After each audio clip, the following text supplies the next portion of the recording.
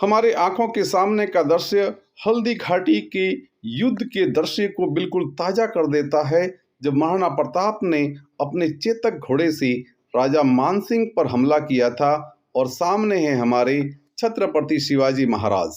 इसके साथ साथ में इन महान नायकों के साथ में अपना समर्पण और योगदान देने वाले महान राष्ट्र नायक। केवल इतना ही नहीं है, इसके साथ साथ में ये है चेतक घोड़ा, जिसकी आन मान और शान, जिसके खातिर महाराणा के आंखों से भी आंसू निकल पड़ेंगे। यहाँ पर आप देखिए, जहाँ पर ऐसी माताएं हो जो बचपन के अंदर, ये महाराणा प्रताप जो बचपन के अंदर अपने भाइयों के साथ में शिक्षा ग्रहण करते हुए, ये आपके सामने दृश्य है जब वो शस्त्र विद्या के अंदर अपनी पारंगतता सिद्ध करने के लिए कार्य कर रहे हैं। यहाँ हमको ये देखना पड़ेगा कि केवल सपने देखने से सपने पूरे नहीं होते हैं। सपने पूरे करने के लिए बचपन से ही वो जुझारूपन होना चाहिए। ये आपके सामने महाराणा प्रताप के राज तिलक का दृश्य है। उदय सिंह जी के देवलोक गमन के बाद में जब जगमाल को राजा घोषित करने की बात आई, तो कुछ सिरदारों ने इसका विरोध किया और गोगुंदा के अंदर महाराणा प्रताप का राज तिलक किया गया था। ये उदयपुरी शान, मेवाड़ी शान के वो हथियार हैं जो मेवाड़ी सरदारों के युद्ध के अंदर उनका साथ दिया करते थे। ये राज तिलक का दृश्य है। गोगुंदा के अंदर महाराणा प्रताप, वीर शिरोमणि महाराणा प्रताप, जिन्होंने कभी भी हिंदुस्तान के मस्तक को झुकने नहीं दिया। दिल्ली की सल्तनत के सामने, अकबर के सामने सदा सदा जुझारू बनकर के लड़ते रहे, कभी आत्मसमर्पण नहीं किया। वो चाहते तो आत्मसमर्पण करके और अपने आप को बहुत बड़ा जागीरदार बना सकते थे, लेकिन ऐसा नहीं किया। ये दृश्य है राजा मानसिंह को जब वो मेवाड़ में संधि का प्रस्ताव लेकर के आए थे, आधे राज्य का प्रस्ताव लेकर के आए थे, तो देखिए कैसे महाराणा प्रताप ने उनको दुत्कार करके रवाना कर दिया था, ये कहते हुए कि जिनके रिश्ते मुगलों के साथ में हैं, मैं उनके साथ में भोजन व्यवहार नहीं कर सकता। और इसीलिए ये कहा जाता है कि उसी अपमान का बदला लेने के लिए मानसिंह ने एक बहुत बड़ी सेना के साथ में हमला किया था। और ये वो दृश्य है जहां पर महाराणा प्रताप की सेनाएं युद्ध लड़ने के लिए रवाना हो गई है। ये मेवाड़ी पाग है, ये मेवाड़ की शान है, ये वो हथियार हैं जो युद्ध के मैदान के अंदर मेवाड़ के सूरवीरों के लिए सदा साथ में रहते थे। और ये है मेवाड़ के उस हल्दी घाटी के मैदान के युद्ध भूमि के वो दृश्य जो हमें वहां की याद दिलाते हैं, कैसे लड़ा था मेवाड़ के उन सूरवीरों ने वो युद्ध।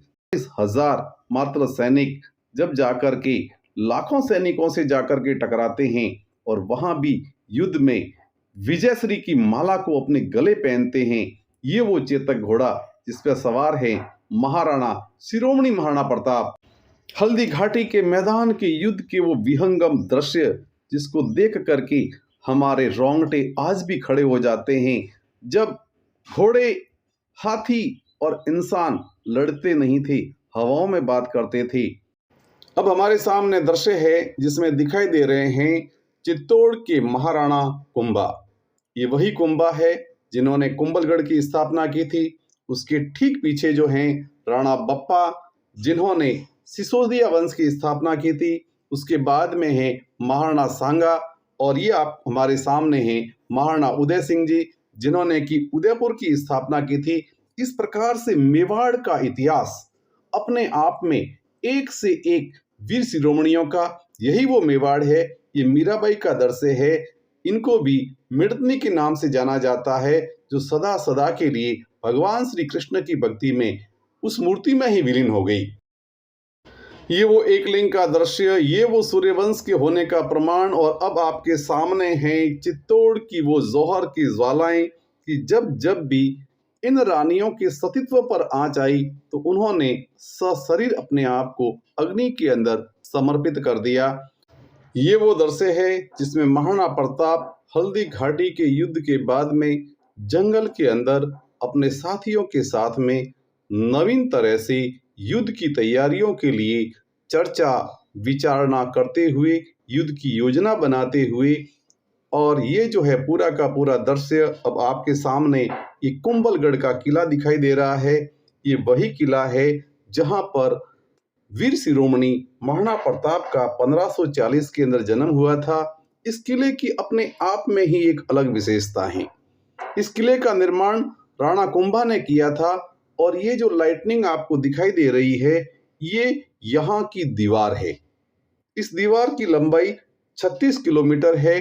ऐसा भी इतिहास में भी लिखा है और प्रमाणित भी है कि ग्रेट वॉल ऑफ चाइना दुनिया की सबसे बड़ी दीवार, उसके बाद में दूसरी दीवार जो है वो ये मानी जाती है।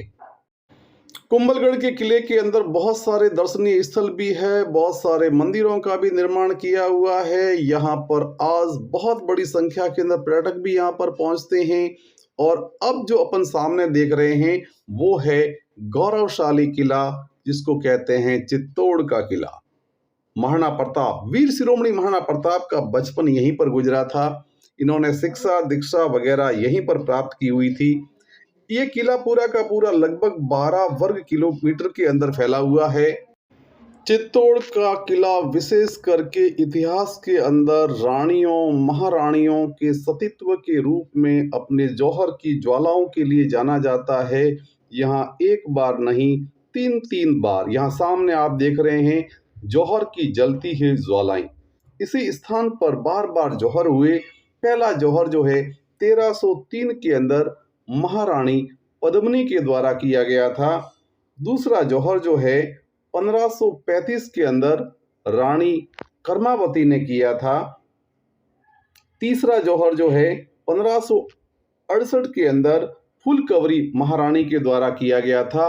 बार बार आक्रांताओं के द्वारा ये आपके सामने विजय स्तंभ जो है, यहाँ इस किले की अगर बात करें तो यहाँ पर विजय स्तंभ और कीर्ति स्तंभ, ये दोनों इस किले की शान है।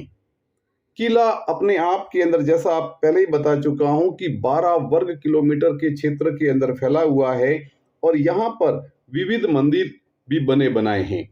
दर्शकों के लिए ये दर्शनीय स्थल, एक से एक ऐतिहासिक चीजें यहाँ देखने को मिलती हैं।